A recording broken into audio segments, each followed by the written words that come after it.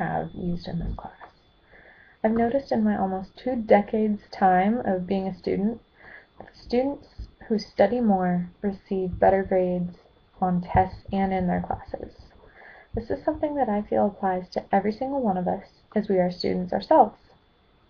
This past summer, my family and I moved to Temecula in order for my sister to have a better high school education.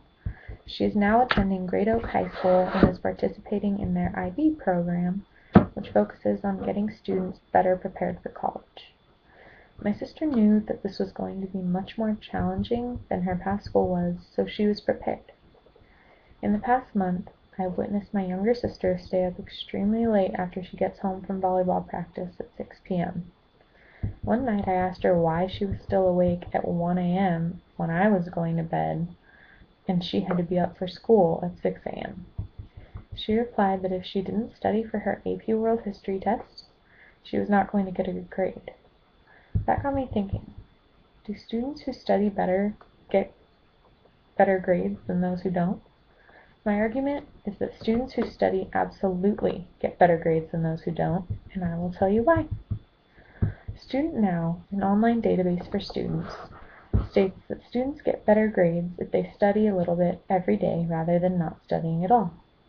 This can be completely proven by a little something I witnessed this week. Like I said, my sister studied and studied and studied some more into the wee hours of the night. It paid off because she got an A on the test. When I noticed that her best friend, who was in the same class, was not studying for the test at all, I confronted her about it. When I asked if she had been studying for the big test like my sister had been, she stated that she retained all of the information while in class and that she would be fine to just wing it on the test. They get lectures on the information every day, and she thought she'd be absolutely fine. Now, I've heard in the past that some people have a photographic memory and can retain information easily the first time they see it, so I gave her the benefit of the doubt.